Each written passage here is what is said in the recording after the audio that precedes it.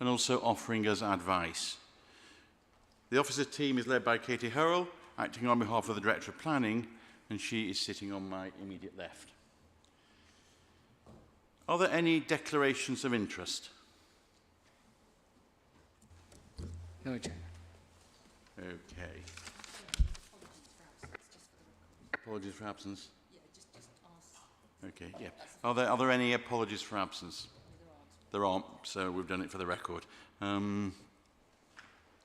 Before we start, I thought it might be helpful just to give you the order in which we will be considering the cases. And essentially, we'll be hearing the cases for which there are speakers first. So we will be first starting with St Cuthbert's, then Westbourne Grove, then South End, and then we will move on to the agenda where there's no speakers. So, the first case is St Cuthbert's with St Mellitus, and who is going to present that to us, please? Alice, thank you. Thank you, Chairman. I'll just wait for the presentation to load.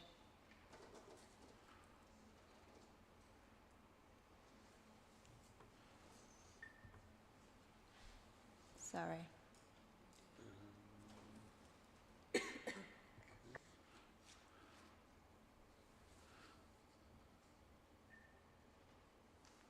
That's a good start.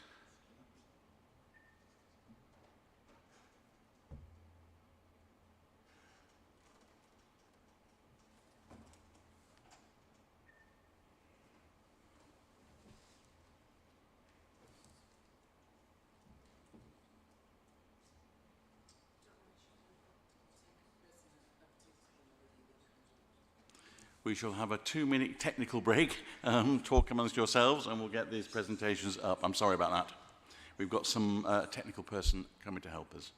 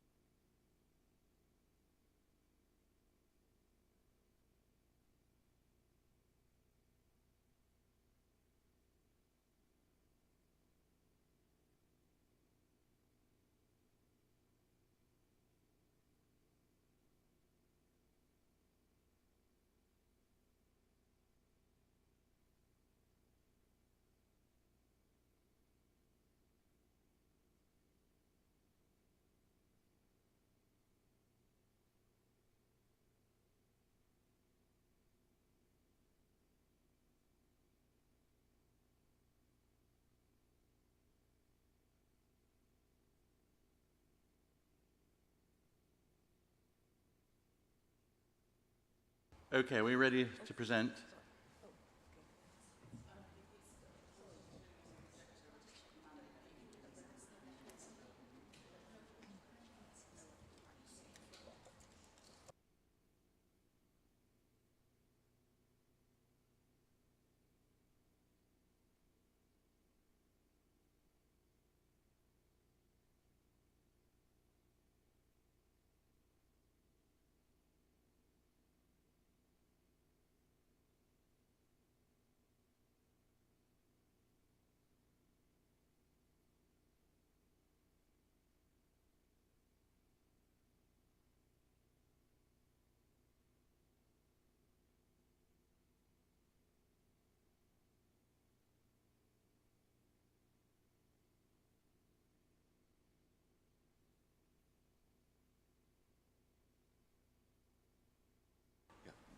Okay, thank you. We have both screens working now. So, Alice, do you wish to present the case, please? Thank you, Chairman. Before I begin my presentation, I would like to draw the committee's attention to the Addendum Report and the additional letter received in support. Thank you.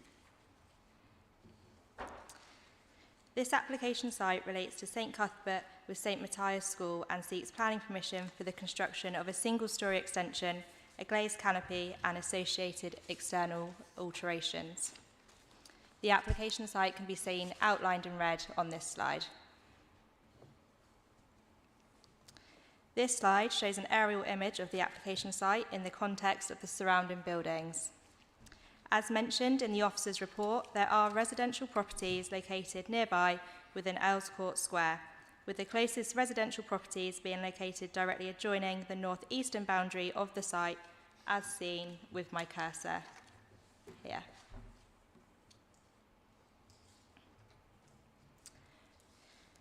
This slide shows the existing site and ground floor layout for part of the building. Members will note the space accessed off the existing activity room, which is currently used as an outside play area. Again, with my cursor here. This area will be infilled by the proposed single-storey extension. The proposed site and ground floor plan can be seen on this slide. Members will note the location of the single-storey extension and the addition of the play area for the children's centre located here. This would be located adjacent to the existing northeastern boundary wall. As detailed in section 4.3 of the officer's report, the extension would be used to provide a further 24 pre-nursery spaces and would be used in half-day sessions. This would equate to 12 children per session. The sessions would be run as a morning and afternoon group. This slide shows a photo from a neighbouring property within Earls Court Square. Members can note the existing play area associated with the activity room, as seen with my cursor here. The proposed single-storey extension would infill the existing space between these two projections. This photo is taken from within the application site and shows the relationship with the neighbouring properties within Earls Court Square. Again, this photo is taken from within the application site and shows the proximity to the neighbouring properties. The existing and the proposed northwest elevation can be seen on this slide. Members can note the addition of the roof lanterns within the proposed extension and the addition of the roof lantern within the existing building, which is this one I'm circling here. The existing and the proposed northeast elevation can be seen on this slide. Members again can note the addition of the roof lantern on the existing building and also the projection of the single-storey extension here. The proposal includes the addition of a canopy, which can be seen here.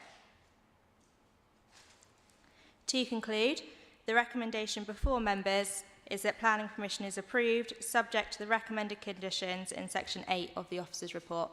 Thank you. Thank you very much. I would now like to invite the objectors to speak. Because of the number of people speaking, I've granted up to 5 minutes for each side. So the objectors to speak now, please. Who was going to start? Councillor Wade? Oh, sorry. You just introduce yourself, sir, and then you've got 5 minutes in total.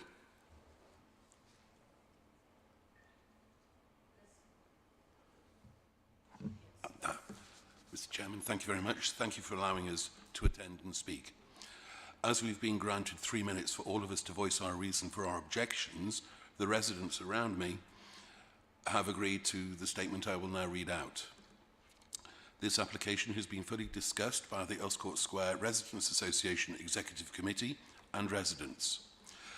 ESCRA has queried whether nursery children would be restricted to school terms hours, as nurseries usually cater for working parents, as longer hours would be more of an intrusion to residents.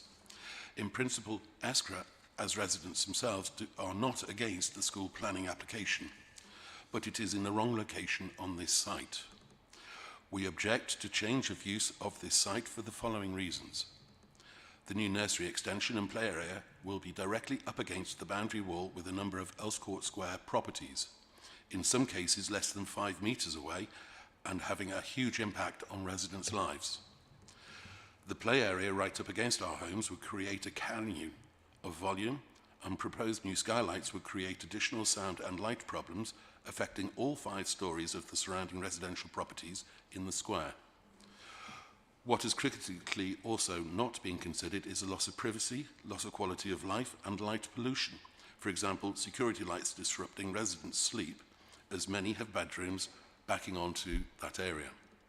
Change of work practices is a crucial factor too, with many residents now working from home during the day. This is supposed to be a neighbourhood school, yet they have totally failed to consult residents in any meaningful way beforehand, or engage in any dialogue or meetings with us despite our requests. We feel excluded, yet we will be the most affected. There are already existing sensitivities with residents regarding traffic and noise issues, which the school has still not addressed. Is it really appropriate to build a new nursery and playground right up against the boundary wall with on some of our homes, which will exacerbate this? This is a community school that has failed to act as part of the community. The isolation they have created as a result is lamentable.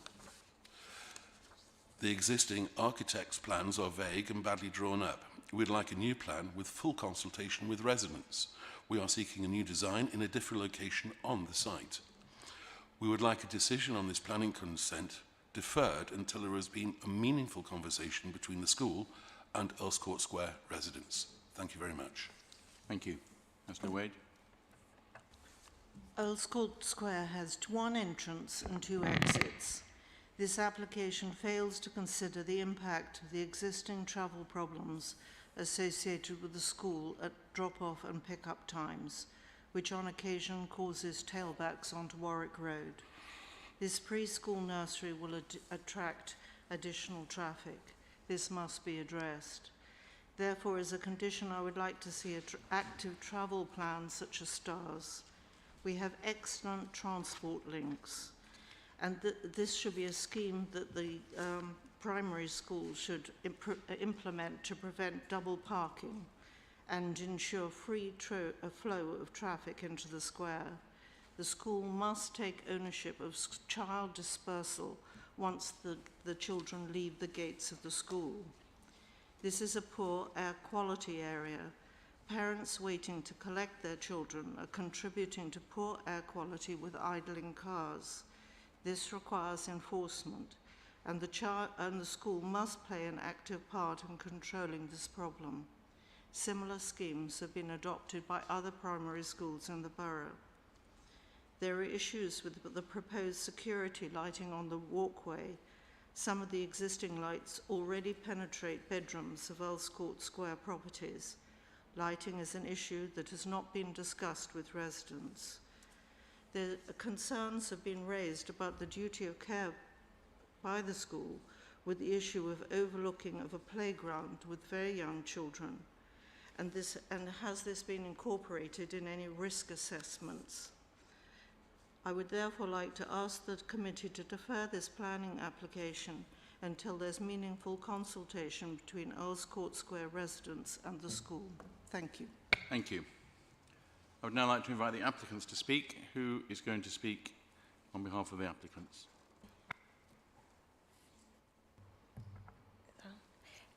Good evening. My name is Jill Patterell, head teacher of St Cuthbert with St Matthias. With me, David Loxton, architect and agent.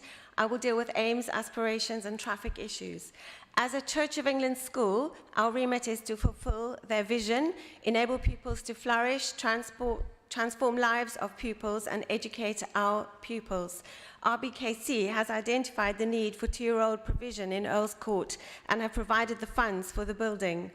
Over time, our efforts to fulfill our remit have been validated by Ofsted and our SIMS inspections. I recognize the concerns relating to drop-off and pick-up times. We've been working and are working with RBKC to ensure an up-to-date travel plan to address these issues. We are and will be encouraging parents not to attend by car and to respect our neighbours' amenities. I and my staff team are at the gate each drop-off and collection time. Prior and post-COVID lockdown, parents and adults waited on school site rather on pavements. I monitor proceedings at the busy times, but have no powers to enforce. They rest with the police and the local authority regarding traffic. The proposal is for 12 additional pupils, 2-year-olds, in morning and afternoon. We already have 4 in morning and 4 in the afternoon, so an addition of 8 each phase, and some are siblings. I value the opportunity to work alongside local residents where the school can help to address delivery vans and promote greener delivery options as one example. My name's David Loxton. I'm the architect and agent for the application. I'll address some of the amenity issues raised by the objectors. Firstly, regarding location, the new accommodation for 12 two-year-old children will operate in association with the existing nursery provision to which it is connected and will share facilities and staff. There is no other position on the site which will offer this opportunity. Secondly, the location of the playground. The playground area is an existing playground currently available to all pupils and has a gazebo, which will be removed as part of the scheme. The playground is necessarily located close to the new unit and separated from the rest of the playground areas and the older children. The existing boundary wall provides good sound screening to the lower floors of the adjacent flats. And the playground surface on the southeast side of this building, closest to the flat, is to be artificial grass, a soft surface which will absorb sound. It is not intended to install play equipment. Regarding the issue of noise, we were asked what noise mitigation measures were taken to help minimise the noise to local residents in the design. It is a vital and regulatory requirement that adequate daylight and ventilation are provided to teaching and learning spaces. The most sustainable method of meeting these requirements is via windows and opening roof vents rather than artificial lighting and mechanical ventilation.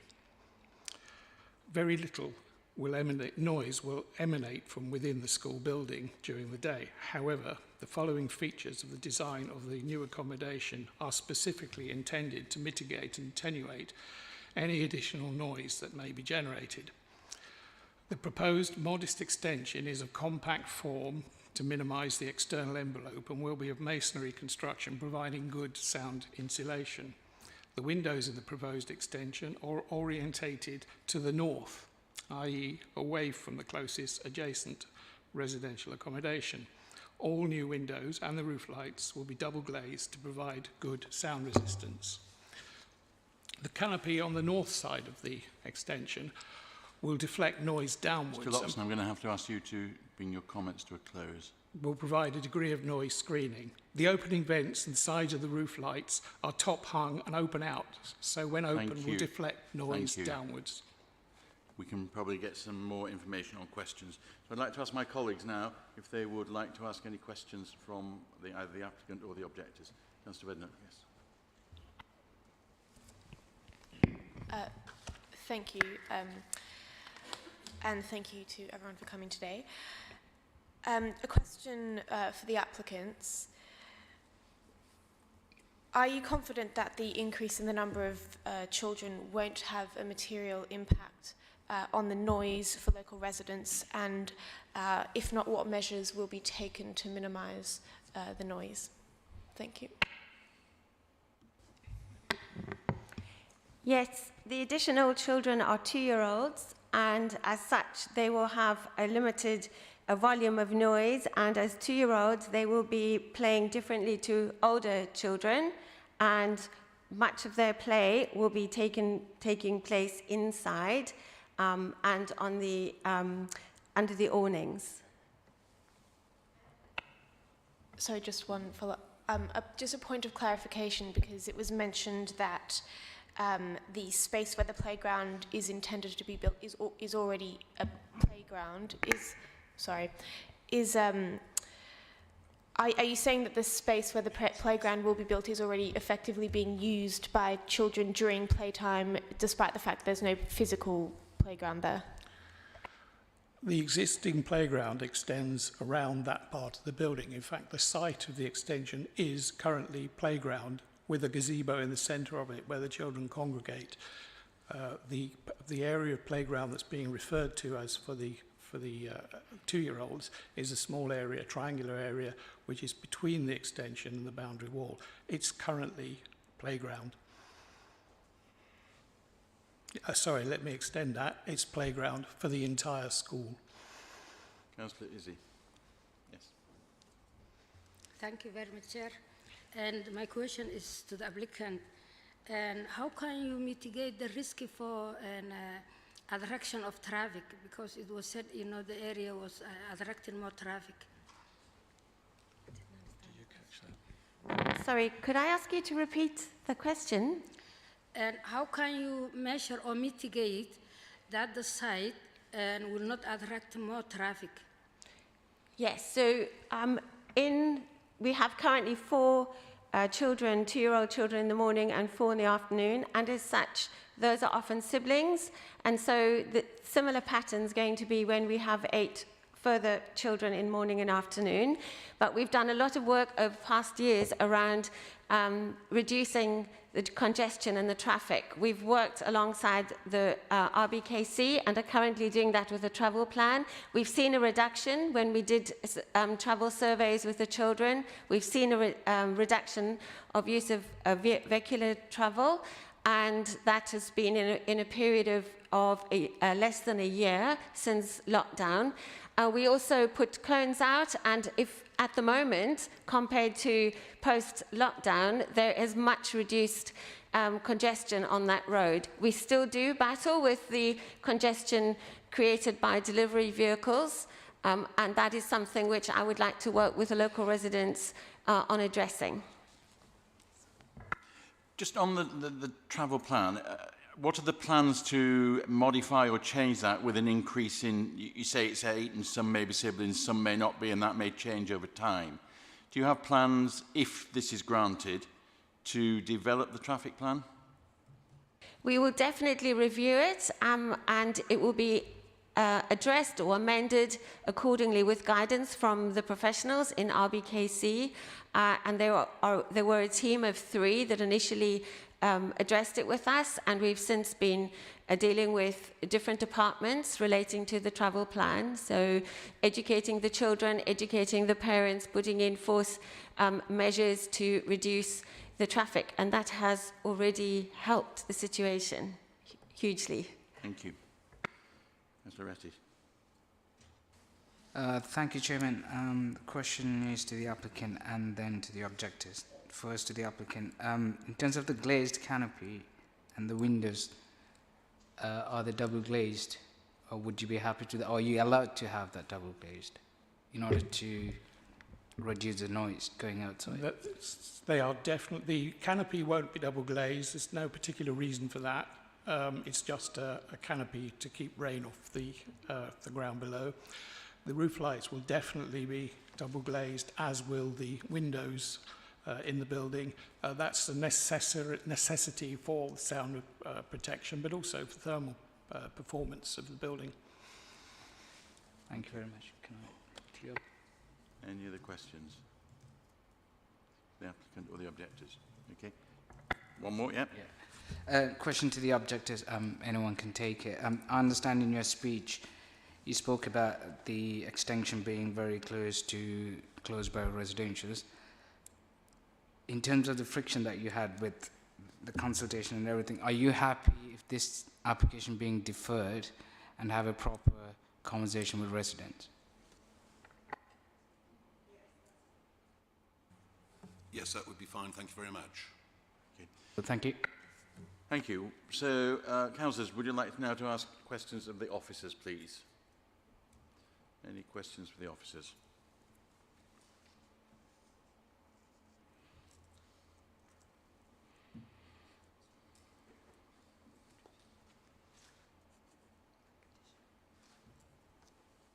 Any questions?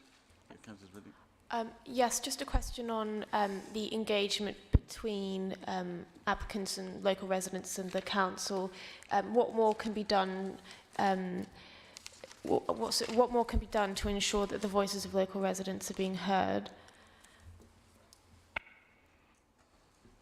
Thank you. So whilst we do encourage early engagement and engagement through the planning application process or as part of any pre-application discussions, unfortunately it's not a requirement of the planning application.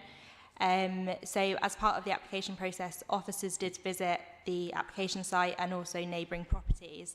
but unfortunately it's not a requirement of the application. Thank you, Chairman. Just in case if the committee agreed to defer this application, would a retrospective application be allowed?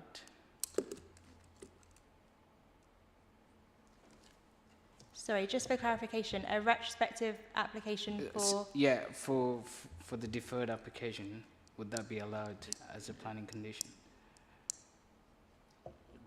So if you are, excuse me, minded to defer the application, if the school were then to come back, it wouldn't be a new application, it would be this one. It would just continue to be live until a point where we could bring it back to committee for consideration again. Thank you. The objectors mentioned the traffic plan. There is paragraph 5 does mention that. Is it something we could condition, or are we happy that it's covered enough? Thank you. So it is included as a condition. So condition 5 requires a travel plan to be submitted and approved by the local planning authority. That is to be submitted prior to the occupation or the use of the extension. So that's already in, and we're happy that that's strong enough. Yeah, that's in as condition 5. Yes, fine. Yeah, yeah, great, thank you. Any more questions for the officers? I have one more question just about resident engagement. Would you be able to briefly explain how the development of a travel plan would work and whether local residents will be consulted as well?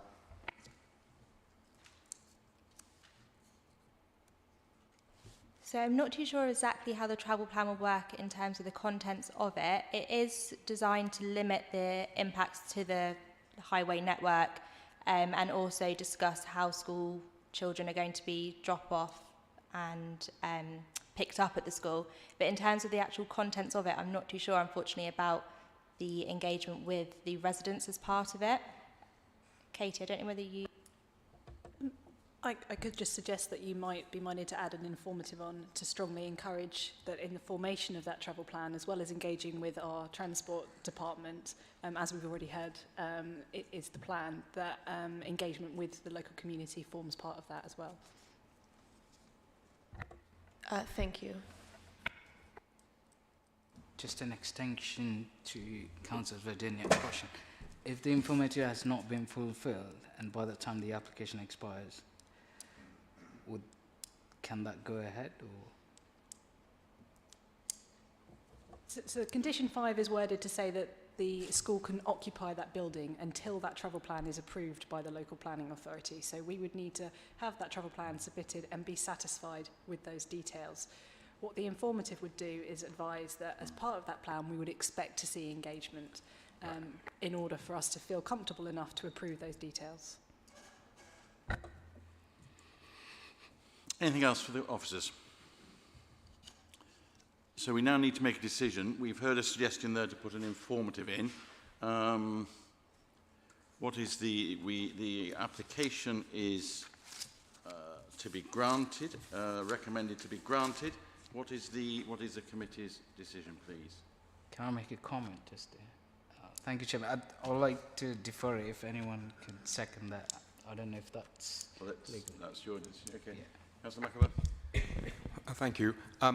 I would not be in favour of deferring. I would be in favour of granting this application.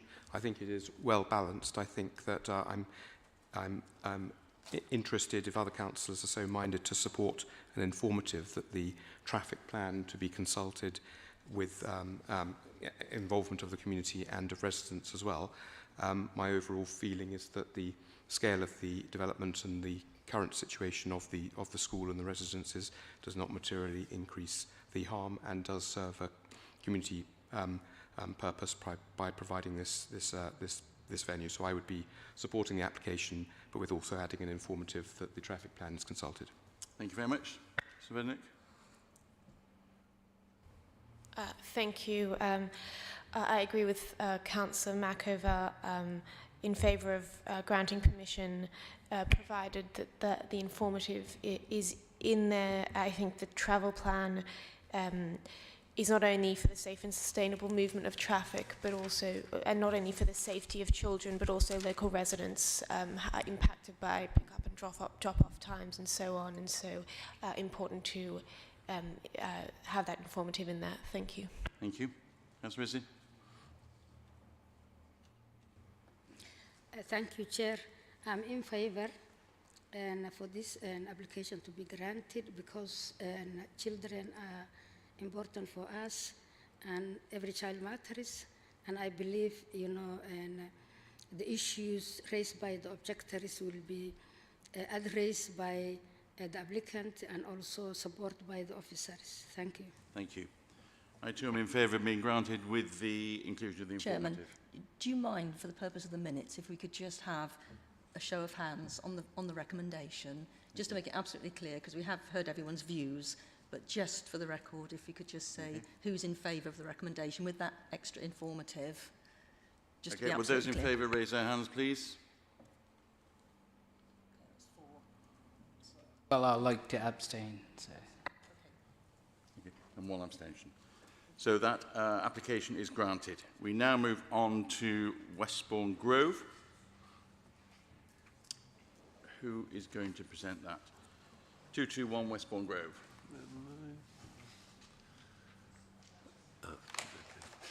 That'll be myself, Chairman. Thank you very much.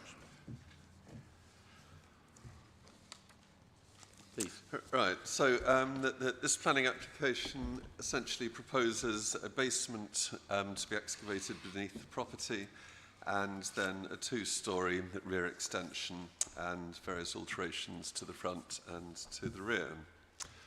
The first slide I'm showing you there is obviously an aerial shot. You can see the application property identified with the red line. And you can see that essentially it's a mid-terrace property, and you can just see the Lambton Place Mews properties immediately behind it in the image. That's a photograph of the rear elevation of the property as it stands at the moment.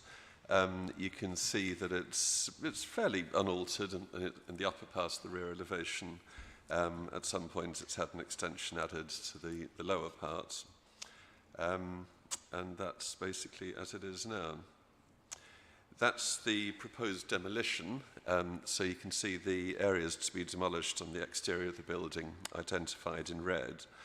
On the front elevation, which is there to the left, you can see that the windows would be removed and they're to be replaced in the proposals along with the front door.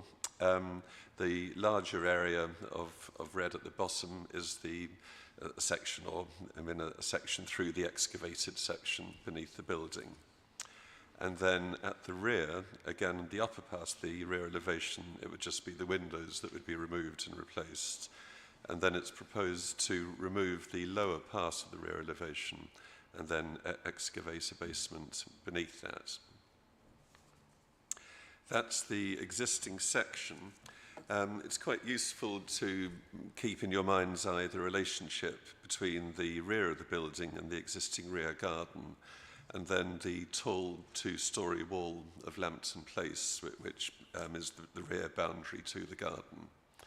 And that tall two-storey wall is a key part of the context for these proposals. So if you keep the existing section in mind, that's the proposed section. So you can see there the existing lower ground floor level is deepened slightly, and then you can see in section, that's the proposed basement. So there's a single-storey basement proposed beneath the property. That's a planning policy compliant basement. And you can see there the rebuilt rear extension to the property. The image I'm showing there is the proposed rear elevation. Now you can see that the rear elevation now includes a two-storey glazed infill. There's a solid part to the extension that you see on the right-hand side, and then a two-storey glazed infill on the other side, so roughly half the property. You've probably come across in other cases where two-storey glazed infills are not always supported. They can be quite dominant on an elevation. Sort of more typically a single-storey glazed infill would be supported, and maybe not a two-storey one.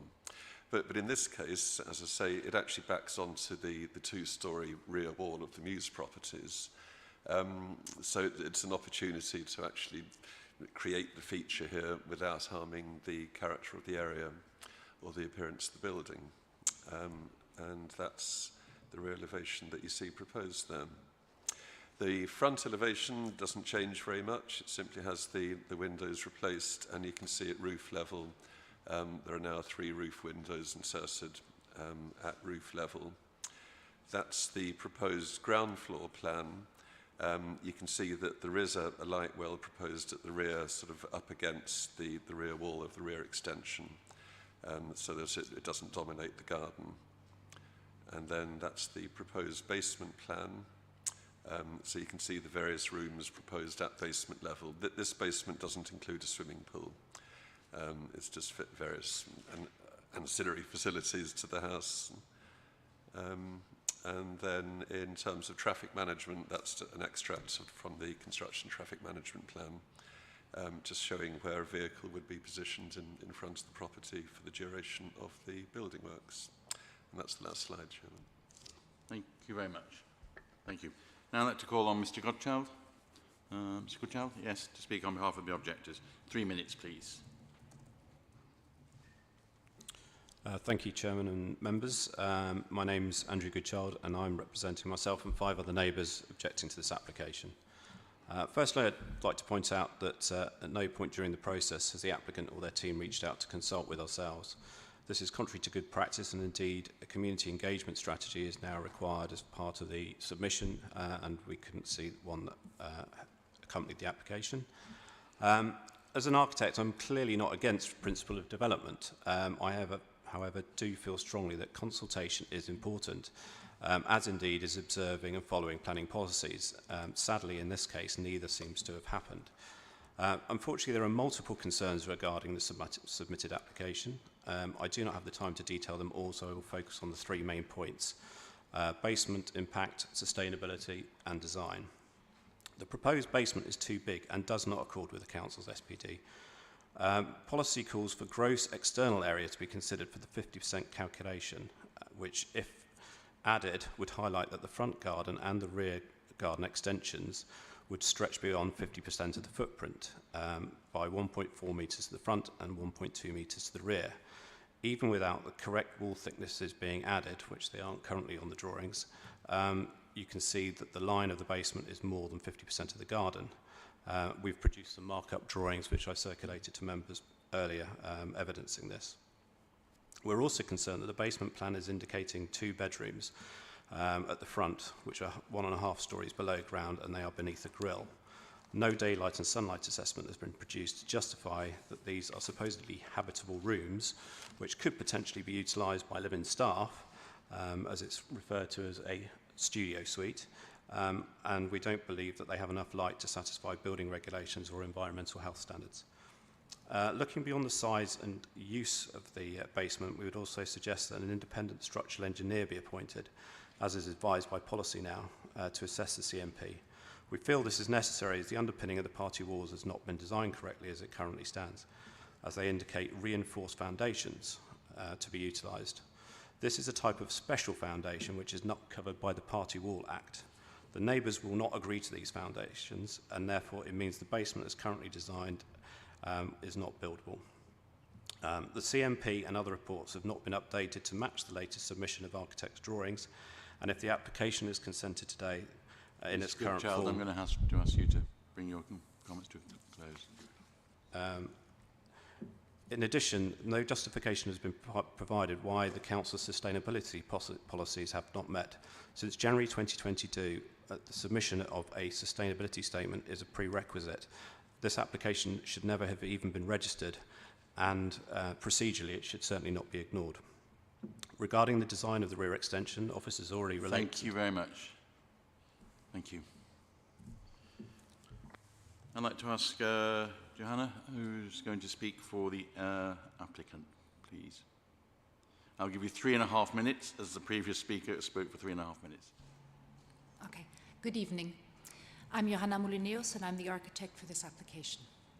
As your officers have explained, the proposed works will preserve the character and appearance of the parent building, the street scene, and the wider conservation area in accordance with policies CL3 and CL11.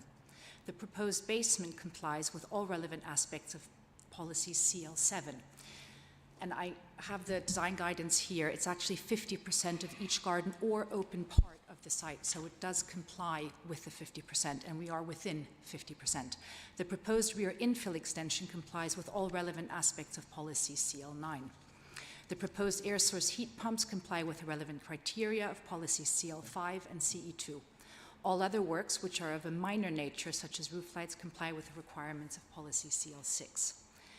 We understand the neighbors' concerns, but we have worked hard to ensure that no harm will arise and will continue to work with the residents through their legislation, such as Party Wall Act, to address any of their concerns. The proposed basement is not a sub-basement. It is one floor below the original ground floor level. This complies with RBKC policy. The basement has been designed by qualified engineers to ensure no structural risks to neighboring building. We will serve party wall notices where needed prior to works commencing. Neighbors were consulted prior to the submission of the application as part of the consultation exercise for the construction traffic management plan on behalf of the applicant. In fact, Wolf Architects responded to that consultation, which is outlined and is uploaded on the council's website. I followed up with a phone call. The construction traffic management plan has been carefully developed to ensure that the free flow of traffic will be maintained past the site. Vehicles will park outside the site and will not obstruct traffic or neighbors' access. We have agreed to all the council's proposed planning conditions and commit to ensuring that the development is carried out in full compliance with those conditions, which seek to manage the inevitable noise and disruption resulting from building works. The rear infill extension is a modest, lightweight addition that will sit between the solid closet wing of the application site and the neighbor. It maintains the prevailing pattern of the solid to void along the street and the rear elevations. We hope that you are in agreement with the recommendation of your officers and will approve this application tonight. Thank you. If I have a couple of seconds, I've just made some notes. It is in fact within 50%, and I can outline that on the existing drawings, and I have the policy excerpt here. No sun or daylight report was required by the council. Again, it complies with CL7. I'm more than happy to agree that an independent engineer oversees this. I have no issues with that. In fact, MBP works for the same architecture practice. SUDS was, the report has been uploaded and it's by Nimbus, so it's all done. Its sustainability was submitted. Thank you. Colleagues, would you any questions to the speakers? Councillor Cc, please. Yeah, my question is, thank you, Chair. My question is to the applicant. Did you consult with the residents or neighbors, you know, and around or in the area for this application? So the question is for me, correct? Did you consult with them? Yes. So we have planning consultants, ADL Planning, and it's been uploaded to the website, every single neighbor that's been consulted.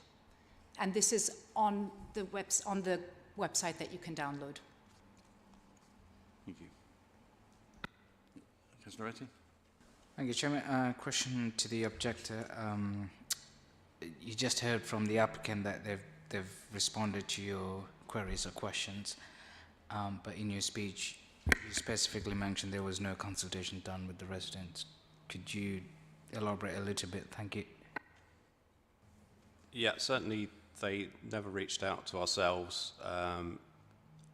The other 5 objectors also corroborate that. They say that they were never contacted by the applicant. We actually ended up initiating some engagement, as the applicant's architect says, in terms of that we work with the same structural engineer, so we reached out and advised them that we didn't feel it was appropriate for them to be underpinning our building, which is not a party wall, and the subsequent drawings that came through in June omit that underpinning. But again, we weren't contacted by the applicant. We weren't notified even that those revised drawings had been submitted, and it was only we only picked up last week that revised drawings have been submitted, which now means all the reports that have been produced aren't relevant anyway. So yeah, all I can say is nobody reached out, not the applicant, not the architect, and we've not heard from ADL either. More questions, colleagues? Councillor. Thank you.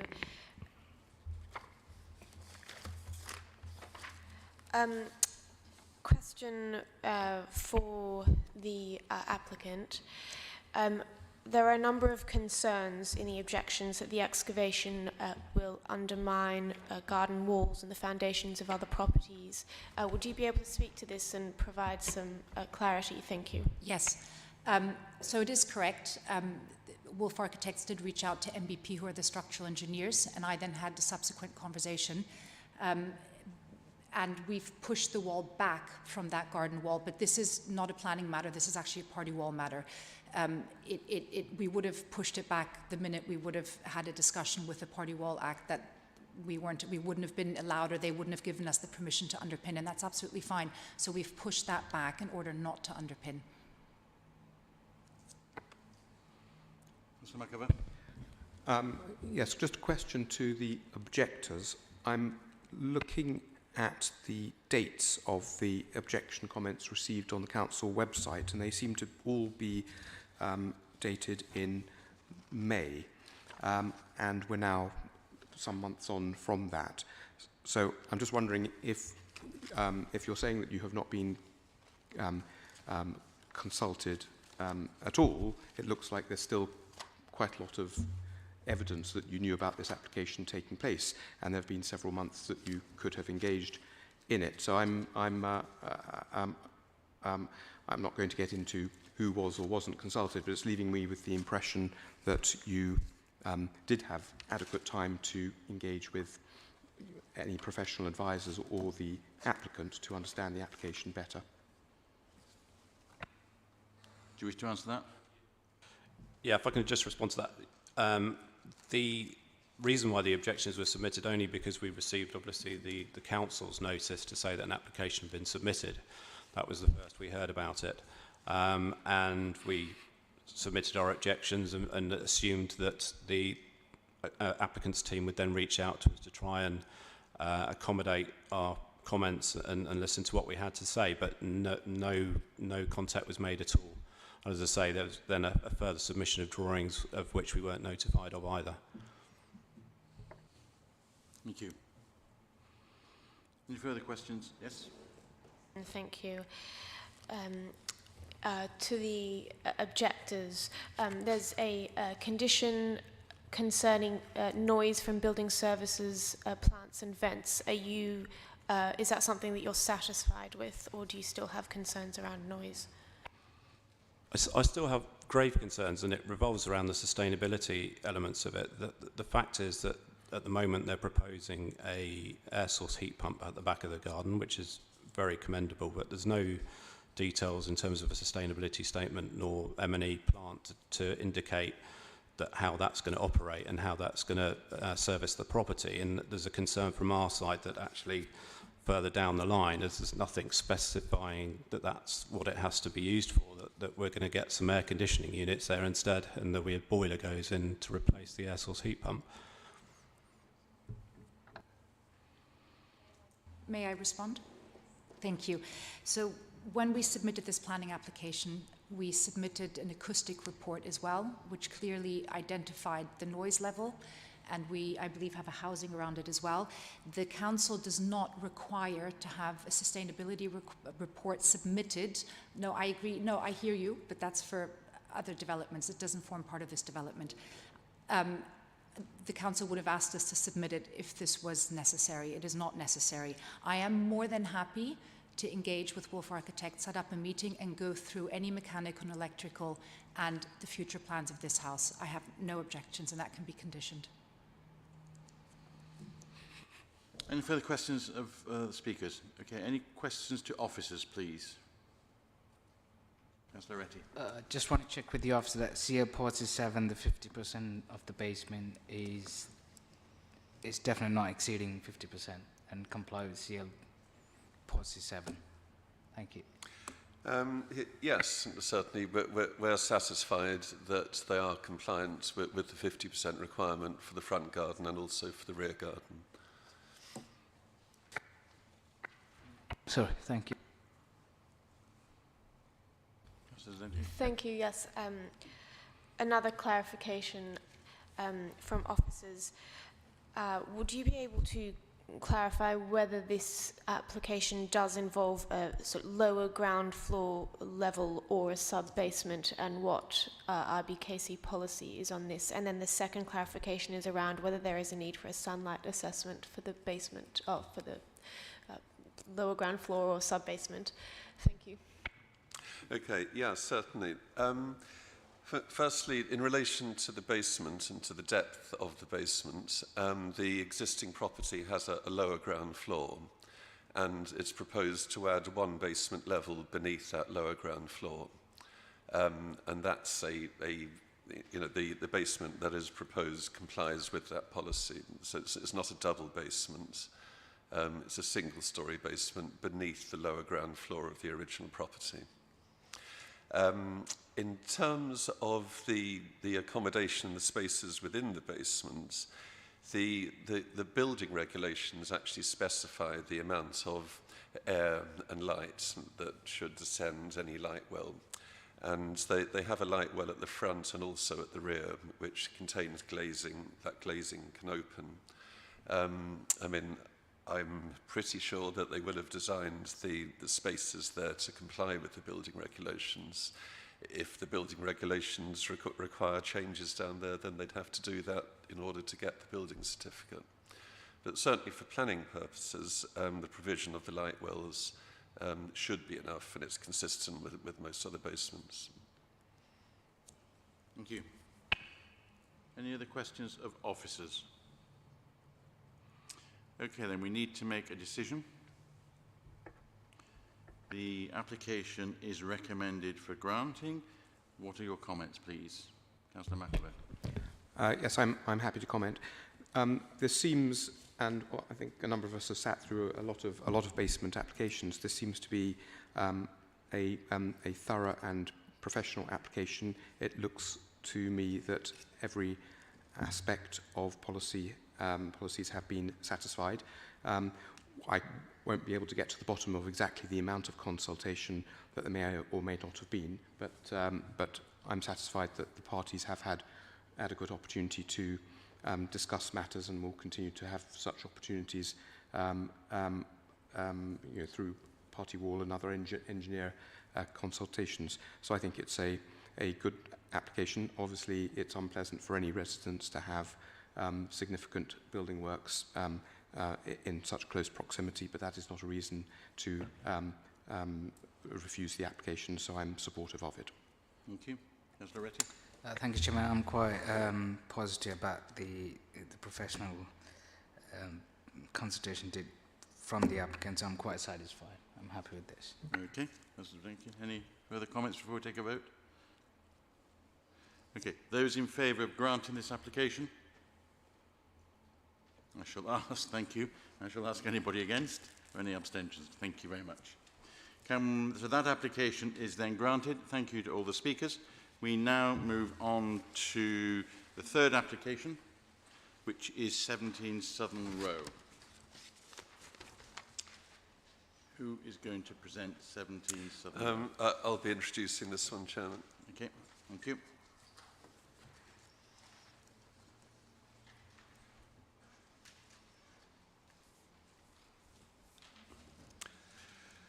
Right, so the application before you in this case is for a construction traffic management plan.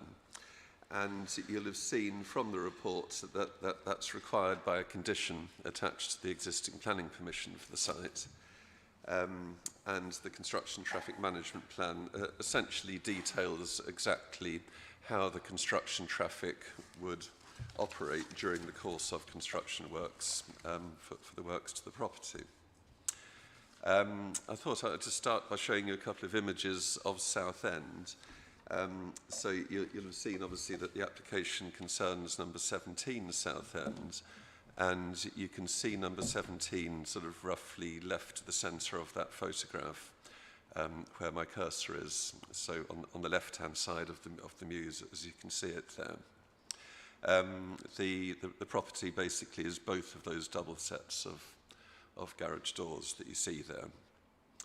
And then that's looking the opposite way, so that's now looking sort of roughly in a westerly direction. And you can see there the application site, again, sort of slightly to the left of centre, identified by the roller shutter garage doors. That image there shows how construction would be taking place. So you can see there at a glance that the existing building would obviously be replaced by the taller building that you see there in the image. And you'll see that for most of the construction work, they'd actually be parking their vehicles within the building. So the vehicles would be within the site area at ground floor level. And you can see there with the scaffolding the building rising above it. That's taken from the Construction Traffic Management Plan again, just detailing the duration, the expected duration for the works. So it's 101 weeks in total. And you can see how that divides down into the setup and demolition phases, the basement excavation and piling phase, and then the main building works phases. In terms of the approach and departure of traffic, at the top of that OS map, you can see Kensington Gardens. So traffic would be approaching along the Kensington Road opposite Kensington Gardens, and then it would turn south and then west along to Southend. And then it would exit in the same way. Closer up, that's just one of the many tracked vehicle diagrams that the applicants have supplied with their application. You can see, in this case, this is a tipper truck. You can see a little outline of the truck at the left-hand bottom corner of the slide. And you can see that the truck would enter Southend in a forward gear, and then it would have to do a reversing manoeuvre back out of the site, so it could then leave Southend in a forward gear in an easterly direction. They've provided tracked vehicle diagrams for all the vehicle types that are proposed in the Construction Traffic Management Plan. And you'll actually have seen from the officer's report that in order to assess this, the case officer and the highways officer actually double-checked the measurements in Southend and measured the turning circles and the dimensions themselves. So the Director of Highways is satisfied that this is a reasonable approach for construction traffic. And that's the last slide, Chairman. Thank you very much. Now I'd like to call upon Mrs. Lau Mannering to speak on behalf of the objectors, please. 3 minutes. Thank you. Thank you. The detailed objections, measurements and photographs supplied by residents are ignored both in the CTMP and the report. The report, like the CTMP, is full of assurances, not answers, but 3 minutes is not enough to deal with all matters omitted without those photographs and measurements. However, whilst these omissions are unfortunate, none of this matters, as the planning permission has expired and was not implemented before expiry. The report at 6.3 says photographs submitted on 9 May, the day of expiry, show a small trench where building foundations would be laid, I emphasise that, carried out using hand tools. These photographs were, after much urging, disclosed on the 14th of July. The photos confirm the existence of a hole dug 9th of May, and the report praised in aid Whitley, an authority that implementing without approval of a condition before expiry can be enough to keep the permission alive. The report says the work may be minor, possibly referring to first part of Purchase LJ's dictum in Thayer versus SSE versus Wickham, DC 1991, in which he said, the specified operations are not necessarily extensive. Very little needs to be done to satisfy the section, but ignores that he goes on to say, that which is done, however, must genuinely be done for the purpose of carrying out the development. That is a direct referral to the wording of the statute, which is unambiguous. TPA 1990, Section 56, time when development begins. For the purpose of the provisions of this part mentioned in subsection 3, development shall be taken to be begun on the earliest date on which any material operation comprised in the development begins to be carried out. I stress the word material. In subsection 2, material operation includes, at B, the digging of a trench which is to contain the foundations or part of the foundations of a building. Unusually, the ground floor of the proposed building has the same footprint as the basement. Its GIA is 4 metres less as the basement walls are thicker, so the foundations are at basement level and all of the ground external walls are directly above the basement walls. The CMP, pages 12-13, gives the first stages of construction. The existing property will be demolished from top down. All debris will be removed and the site cleared and levelled. The piles will be installed along the lines of front and rear facades. Item 2 is relevant. The land must be levelled before driving a piling rig onto it. Anything else is dangerous. So the hole dug for the applicant is not only not material to the development, it is actually a retrograde step. It will need to be filled in before the piling rig can be driven onto the site. No foundations will be laid in it, as piles are not laid. They are driven by a rig from level ground. No stretch of language can make this irrelevant hole a material operation. The planning permission was not implemented before its expiry at midnight on 9 May, and with respect, this committee has no power to revive it. This application is rather like applying for a marriage licence when one of the parties has died. Thank you.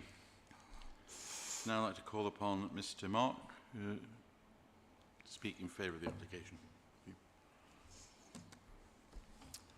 Good evening, and thank you for the time to speak on behalf of the applicant this evening. My name is Gregory Marks. I'm a senior planning consultant at Quad and an associate member of the Royal Town Planning Institute.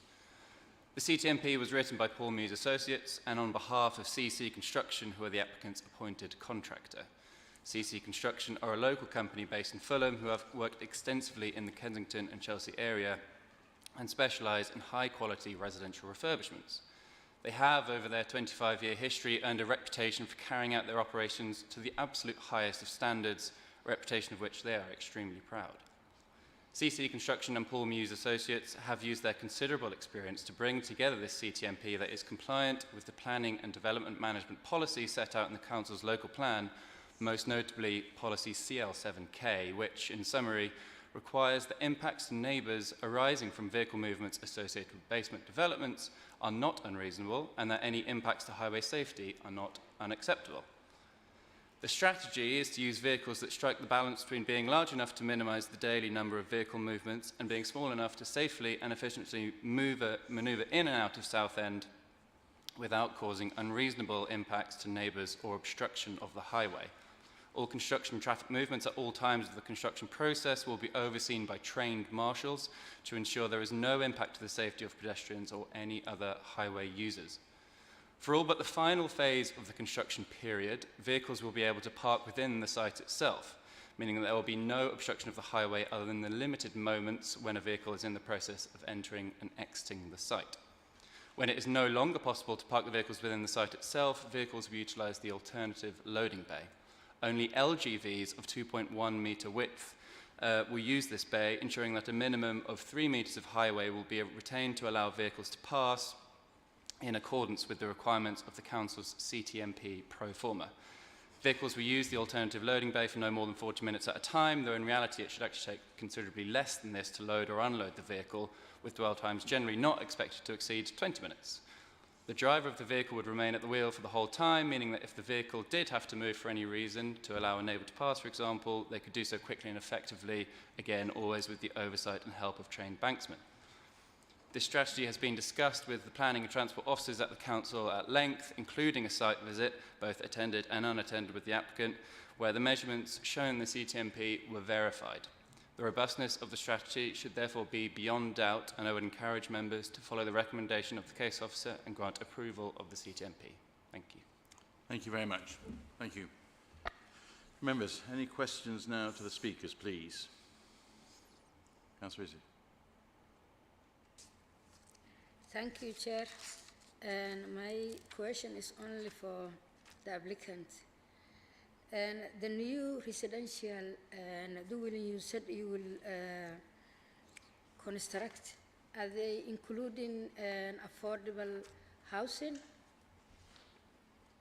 Sorry, I'm not sure I got all of that. Could you repeat? Is it including affordable housing? You know, a housing which people from a low income can also rent. So the development to which this CTMP is pursuant is for the redevelopment of a private residential dwelling and just replacing it with another refurbished private residential dwelling. There is no requirement to provide affordable housing as part of that. And just a reminder, we are just looking at the CTMP tonight. Any more questions to the speakers, please? Yes, question to the, well, to both objector and applicant, if possible. So I'm reading that this is an acceptable traffic management plan and that lorries can reverse in and out and so on, but the objector has said quite emphatically that it's now accepted that it's not possible for lorries to reverse onto the site. I'd just like some sort of clarification on what the facts are. Thank you. Who would like to go first? Please. Yeah. I'm sorry, I don't say that lorries can't reverse onto the site. I do say that and said very clearly, Mr. Taylor showed you a schedule of number of lorries.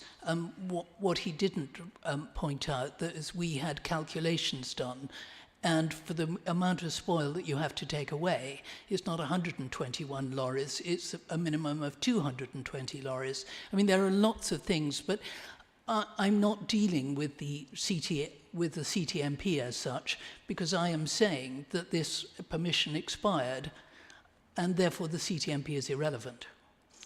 I mean, it died on the 9th of May, and digging a hole in the ground doesn't resurrect it. Thank you. Would you like to comment? Yeah, I mean, concerning the validity of the results, I'd just say the proposals were put together by, highly experienced transport consultants, and also, backed by CC Construction, again, with all their experience, and were then verified by the council's own transport officer. I really think the veracity of the measurements provided should be beyond doubt by this point.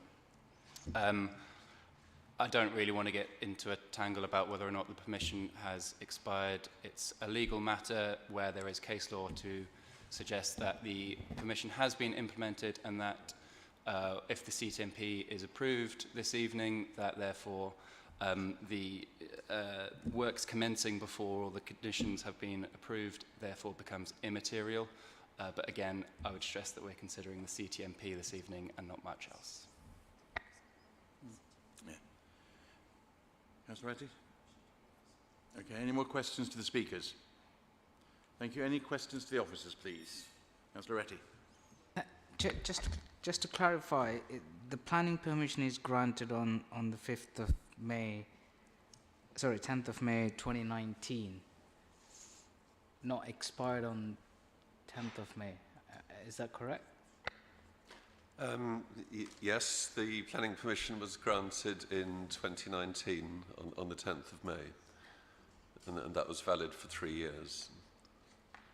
Right. So in other words, it expired on the 10th of May this year. Yeah, I mean, the question is, would a new CTMP plan is valid if the existing planning application is already expired?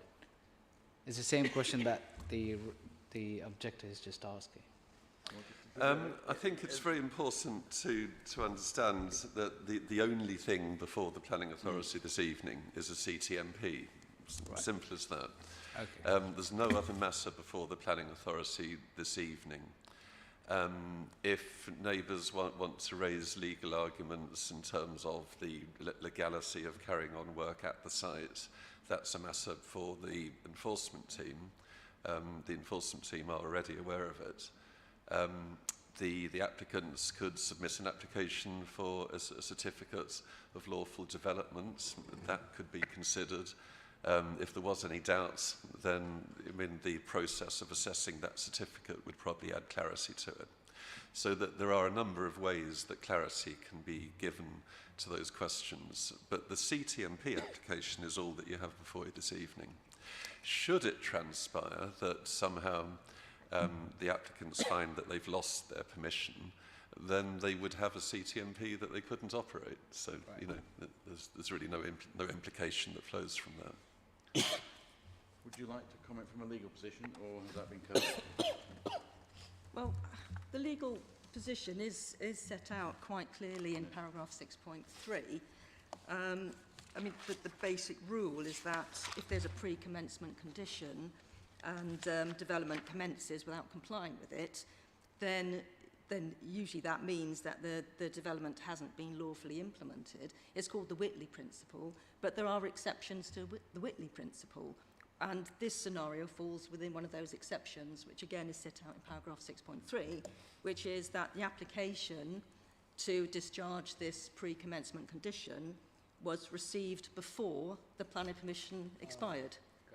So the application was received prior to the expiry of the planning permission. So if it's approved tonight, that would be sufficient to ensure that the development had been lawfully implemented. So it's all basically just set out in paragraph 6.3. So there's nothing too much to add to it, except that the digging of a trench under the Town and Country Planning Act 1990 is sufficient to commence a planning permission. The digging of a trench, it's specifically set out.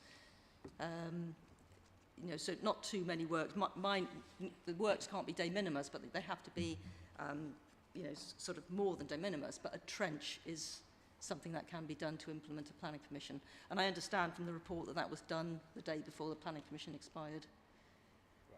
Okay, so we're working on the report we have before us this evening. Any other questions of officers? Yes? Yeah.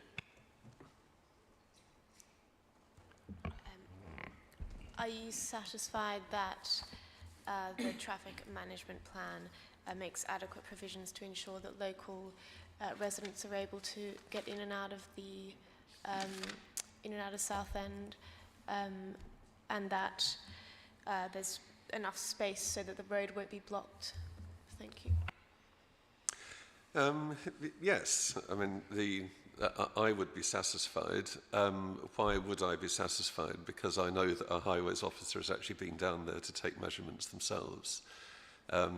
So, I mean, obviously the operation of a construction traffic management plan is not going to remove all inconvenience. There are going to be times, no doubt, when people will have to wait for a construction vehicle to move. To either access or depart. There clearly will be some disruption in Southend. That's just you know, an inevitable result of building work. But I do think, in terms of carrying out the work, that this is a reasonable construction traffic management plan, and it is fit for purpose, and that's the recommendation of the Director of Highways. Thank you, Councillor McAvoy. Yes, this is a slightly complicated question to ask. I understand that we are talking about the CTMP this evening, but I just wanted to check the objector made a case that the material operation was not carried out by the digging of the trench because of certain technical nature of the trench being dug and whether that was material or not. So, but setting that whether it was or was not a material aside, because we can't decide that tonight, I just wanted to check whether us approving this CTMP condition would make any difference to the legitimacy of the validity of this application and whether a material start had been made. Does it make any difference whether the CTMP being approved or not to whether that planning consent was actually implemented? Yeah, I mean, the approval of the CTMP would confer no approval or support for anything beyond the CTMP. So the Construction Traffic Management Plan is only to do with construction traffic, and if there were legal issues surrounding the implementation, properly or otherwise of the planning permission, they would not be affected by any approval of the CTMP. I mean, I will just add a little bit on the matter of the holes that have been dug. I've seen photographs of them. In fact, you do have them in your pack in front of you. And those holes are consistent with lots of other holes I've seen over the years in terms of implementing a planning permission. They are sufficiently big to do it. It's actually surprising how little work needs to be done in order to lawfully implement a planning permission. Mention was made that they'd have to be filled in again for practical purposes, and it may not surprise you to know that that's been covered in case law as well. And it's actually been confirmed in case law that as long as a trench or a hole has been dug, it can be filled in again, and yes, excavated again in the future. That the filling in of the trench does not undo the action that took place in order to create the trench. As long as it's all properly recorded, they would have done enough to do that. And it certainly looks like they have, but that in the final analysis, that would be a matter for our enforcement investigation to conclude. Okay, thank you. So we have had a chance to discuss that now. It is recommended that the committee approves. Would anybody like to make any comments, please? I think that on it by itself, and without any other considerations, even though it is a very difficult site, it is in my ward to service with vehicles. I think that I don't see any particular faults with this traffic management plan. Thank you. Thank you. Would you like to comment before we go to a vote? Okay. Those in favour of approving this application, raise their hands, please. Anybody against? That application is therefore approved. Thank you very much, and thank you to our speakers. We now move on to the remainder of the applications, and we're now moving to 66 Lexham Gardens, please. Who is going to present this? This is the final one in the north. It's me again, I'm afraid, this time. This is the last one in the north pack. This application is a relatively simple one. It's for the retention of roof level railings and a porch that's been constructed at the top roof level. The first image I'm showing you there just shows the existing ladder leading up to the rooftop. So you can see what it appears like from the upper landing of the building. And then externally, that's what has been constructed or part constructed at roof level above that hatch. So you can see on the right-hand side, that's the flank wall of the existing lift overrun and plant room. And then central to the image is the access housing above the hatch. That photograph shows the lift overrun and plant room in its entirety, and then that's the access housing on the left-hand side of the photograph. That's the subject of the application. That's a photograph of the neighbours at number 64 in this case, and you can see that they have an access housing to their own roof, which is not dissimilar in appearance. And then from street level or garden level, what do you actually see? If you look at the roof level, you can see there that's the lift overrun with the flat roof, and just in front of it you can just make out the grey roof of the access housing. And you can see there the railings to the neighbouring property and then to the application property just behind the tree. And that's the last slide, Chairman. Thank you. Okay, thank you. Questions, please, to the officer. Do we have any questions? Councillor. Thank you. How confident are you that the rooftop won't be used as a terrace? Thank you. Well, the application, as it stands, obviously proposes railings to the roof, and it's a flat roof that would be accessed through the housing. So as it stands, the roof can be used as a terrace. The existing roof could be, although going up the ladder obviously would probably reduce the use of it as a terrace. As it stands, the proposed roof could be, but then I think the important point there is that the neighbouring roof is already a terrace. And should this roof be used as a terrace, that the question would be what overlooking would really result from it. And I'd suggest that at that height in that position, that there wouldn't be any serious overlooking taking place. Does it require planning permission to use a rooftop as a terrace, or no? No, it doesn't. Planning permission is required for the railings and any roof structures. Planning permission isn't required to access a roof and stand on it or sit on it. There's no material change of use that would take place. Any other questions with this application? No? Okay. Any comments in terms of it has been recommended to grant? Any comments before we go to the vote? Those in favour of granting this application? 4. Yeah. Sorry. Can you raise your hands? I thought you were correcting my English there and saying 4 rather than okay. Any objections? There we go. Okay. Thank you. Thank you very much. That application is granted. Can we now move on to the first floor flat at 59 Cadogan Place, please? Thank you, Chairman. Thank It's you. myself. Before I begin my presentation, again, I would like to draw the committee's attention to the Addendum Report, which contains amendments to sections of the officer's report and an amendment to Condition 3 of the listed building consent. It should also be noted that the applications before members this evening are 2 separate applications, one relating to the planning permission and the other relating to listed building consent. I will run through the applications joint, however 2 separate decisions will need to be made for each of the applications. The applications relate to number 59 Cadogan Place, a Grade 2 listed building located within the Handstown Conservation Area.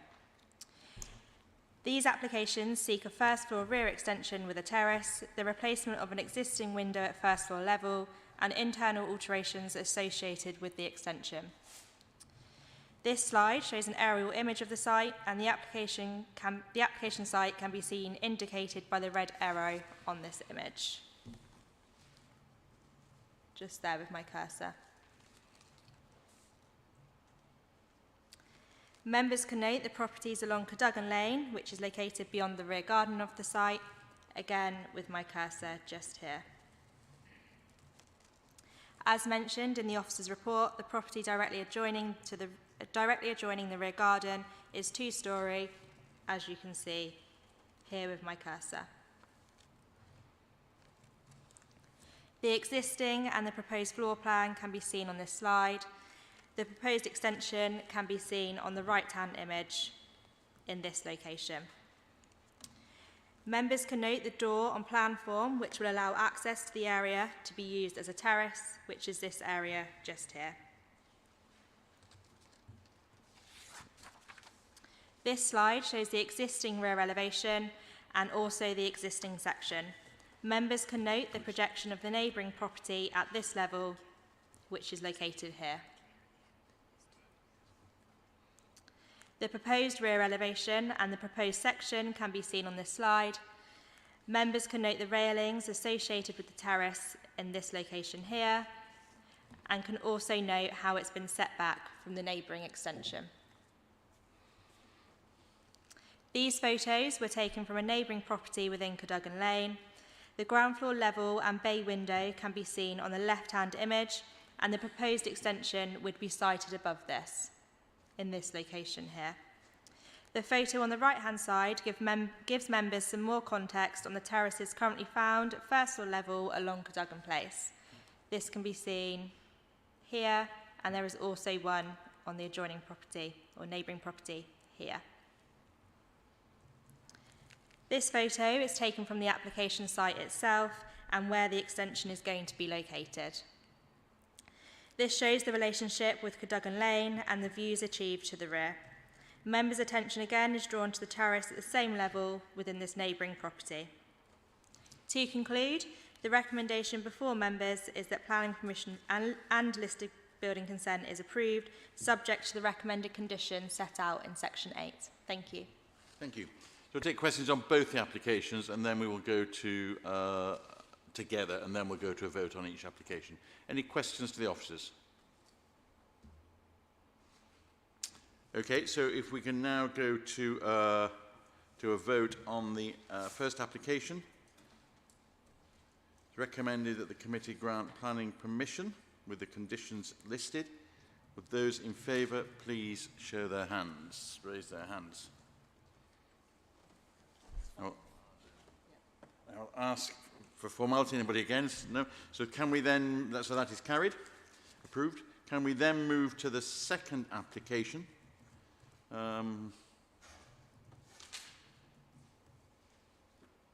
It's recommended that the committee grant listed a building consent. Would those in favour please show?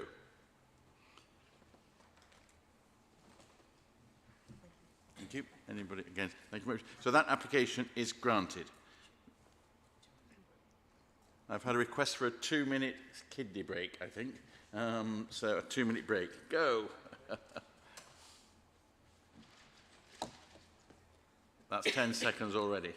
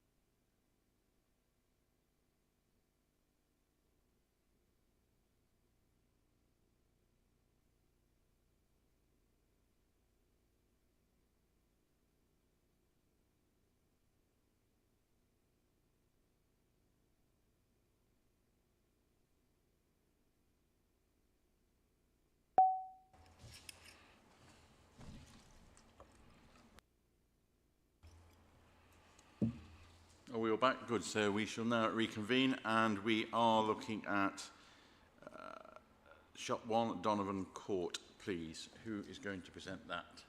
Thank you.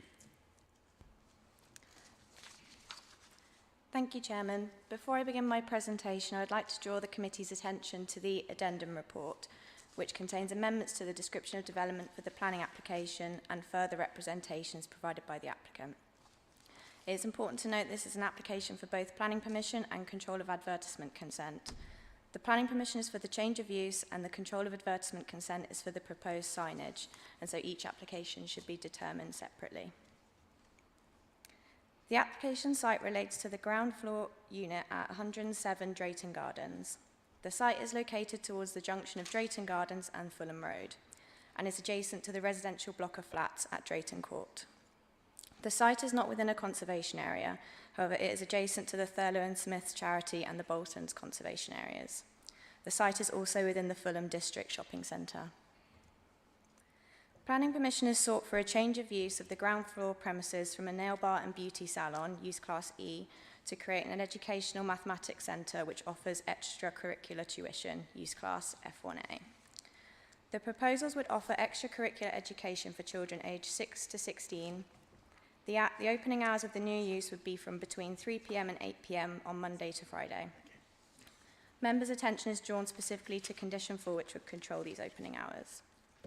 The centre would generate a peak of approximately 25 pupils at one time, typically between 4 to 5 p.m. and would total approximately 60 pupils per day. In terms of the external changes, the proposals would replace the existing white shop front with black aluminium and would infill the existing recess at the front elevation to create a flat facade. The proposed signage includes a fascia sign comprised of white and red lettering which would be externally illuminated by the existing lights above the shop front. The projecting sign would be internally illuminated and would be black with red and white lettering. This slide shows a visualization of how the proposed replacement shop front would look. And this slide shows some photographs taken at the site which show the neighbouring projecting sign at the shop fronts within the wider terrace. On the basis of the immediate surroundings, officers concluded that the projecting sign would not be out of character when considered within the wider streetscape, and it would show a termination of the Fulham District Shopping Centre. Thank you. Thank you. Questions to the officers, please. Any questions? You've covered both of these and we need to vote on them separately. Okay, so if there are no Councillor, please. Thank you, Chair. My question is, you said this is a salon, a beauty salon, and it is an educational salon, only training and for children. Is that correct? Sorry, could you repeat the second part of the question? Sorry. You said it is a salon, and which is educational salon. Yes, it's currently in use as a salon. So is it for children or adults? It's for the educational centres for children, aged 6 to 16. To the age of 16 or above 16? Not over 16, no. Okay. Up to 16. Up to 16. Yeah. Okay, so if we look at the first application, which is change of use of ground floor premises from nail bar and beauty salon to educational centre use, the recommendation is to grant planning permission. Those in favour of granting planning permission, please show your hands. 4. Those against planning permission, granting planning permission. Does anybody wish to abstain? Did you get that? Yes. Okay. 4 in favour, 1 Yeah. So that application is granted. So we then move to the second part of that application, which is the installation of the illuminated sign. Recommended the committee grant planning permission with conditions listed in section 8 of this report. Those in favour, please raise your hands. Sorry, is your hand raised? No. Okay, that's 4 in favour. Those against? 1 against. Abstentions. Thank you. So that application is also granted. We now move on to the next application, the Sandhills, Limerson Street. Who would wish to present this, please? That's myself, Chair. Thank you. Again, I'll draw members' attention to the Addendum Report, which seeks some certain amendments as part of the officer's report. This application site relates to a council-owned building and therefore needs to be considered by the committee this evening. The site relates to the Sandhills, a linear 3-storey block of flats. Members will note from the officer's report that a similar application was considered by the Planning Application Committee on the 30th of November and was refused due to concerns on the appearance of the windows and the impact to the nearby conservation area. This application seeks planning permission for the same scheme as previously presented. However, additional information has been provided as part of this application as set out in section 4.4 of the officer's report. The timber single glazed windows are sought to be replaced with double glazed white UPVC windows. Part of the existing elevation of the building can be seen on this slide. Members can also note some photos of the existing windows on the right-hand side, which show the windows are in poor condition. These are the existing single glazed timber windows. The proposed elevation can be seen on this slide. Members will note that the windows are slightly thicker when compared to the existing glazing bars, and as set out in the officer's report, the thickness will be increased from between 5 to 23 centimetres, depending on the part of the window measured. The photos provided on this slide are images of some of the existing UPVC windows on the application building. Members will also note that within the planning history section of the report, the council have granted UPVC windows on 2 flats within the block.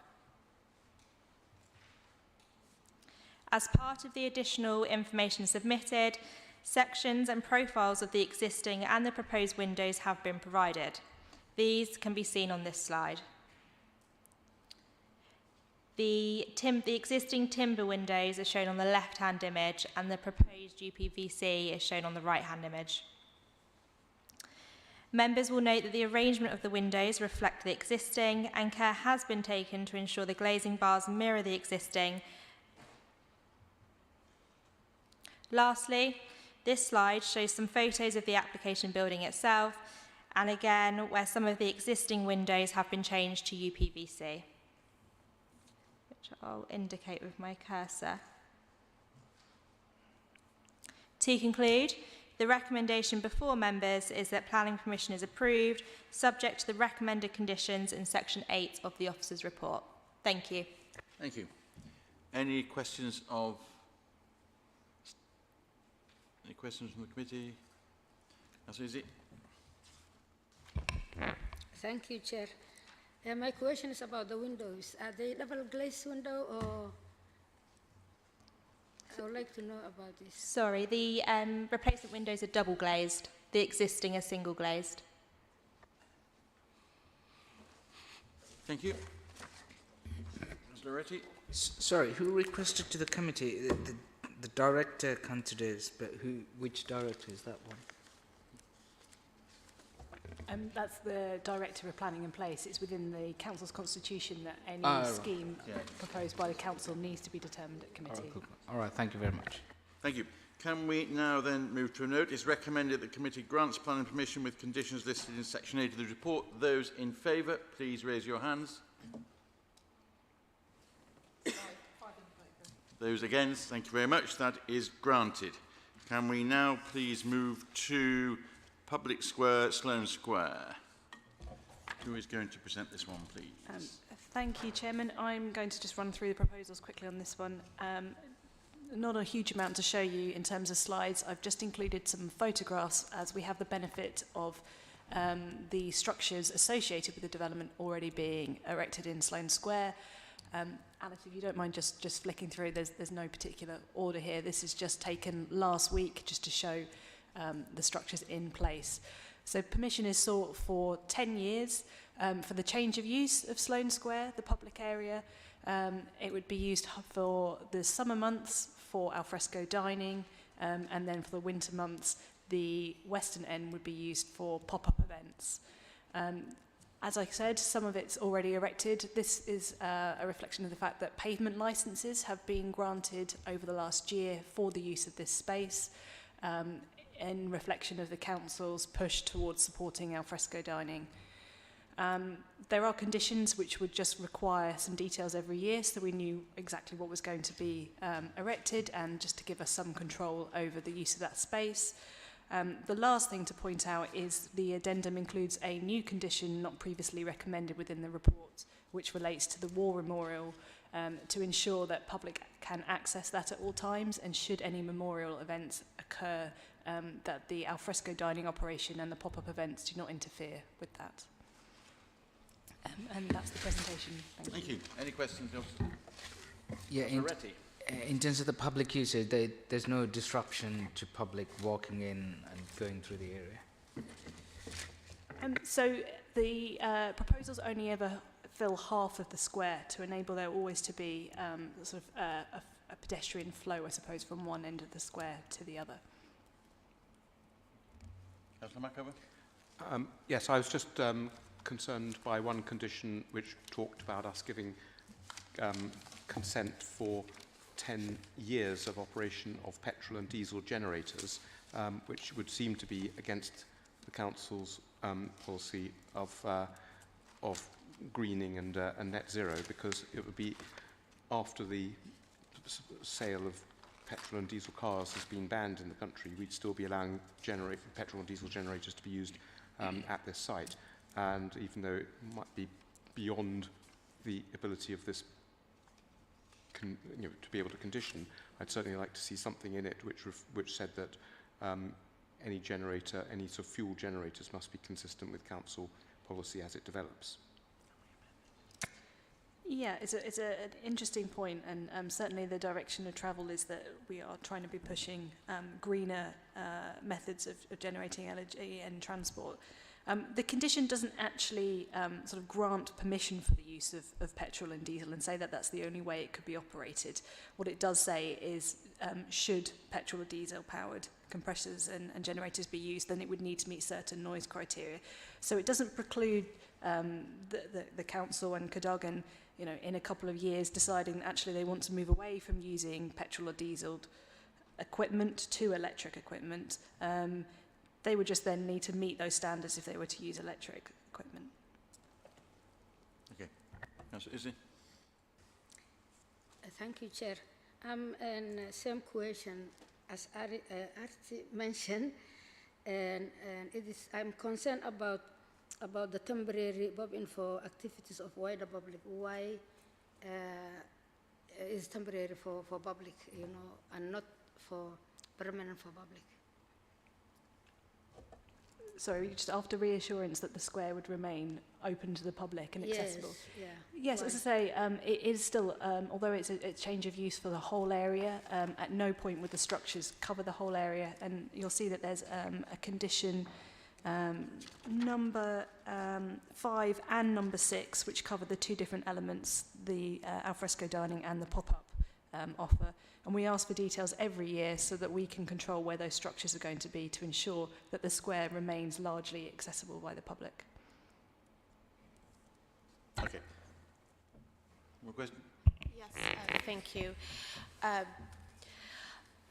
I think it's great we've had a successful trial of the use of Sloane Square for a really vibrant space in alfresco dining. I just want sort of reassurance or clarification on whether over the next 10 years, whenever there is a proposed pop-up or new activity over winter, would that require further permission? What's sort of in place to ensure that there's some sort of oversight over what goes on in the square? Thank you. Yeah, I think we as officers have shared those concerns, and that's why we have introduced condition 5 and 6. So you'll see that we've asked for at least 3 months before either the alfresco dining starts or the pop-up events start, that we get some information about the structures associated with that, and then we ask for management measures as well to ensure that we know what's going to be where every year. Thank you. Okay. Can we move to a vote then now, please? It's recommended that the committee grant planning permission with the conditions listed in section 9 of this report. Those in favour, please raise your hand. 4 in favour. Those against, please raise your hand. 1 against. Abstentions. Thank you very much. We now move on to Swinbrook Estate. Thank you very much. Just 3 slides to show you, just to give you an idea of the location we're talking about here. So this first slide shows you it outlined in red. It's the Swinbrook Estate underground car park, as you can see there on the screen. Alice, if you could slip to the next, that's right. So the proposal is to use this underground car park, which members should note is currently vacant and not in use, as a welfare office associated with a development that has already been approved at Plot 5 at 6 Acklam Road, which you can just about see is the red line at the top of the screen there. It would just be a temporary permission for 2 years, and then it would revert back to its use as a car park. One last slide just to show you the context with the entrance to the car park there. And that's the presentation. Thank you. Thank you. Questions to the officers? No questions? Then let us go to a vote. It's recommended that the committee grant planning permission with the conditions listed in Section 9 of this report. Would those in favour please raise their hands? 5 in favour. Nobody against. Thank you very much indeed. That is granted. That is it. So that is the agenda for tonight. I'd like to thank the officers and councillors for attending, and particularly those of you who switched your diaries to be here tonight as we switched the date of the meeting from last week. So thank you very much, and good night.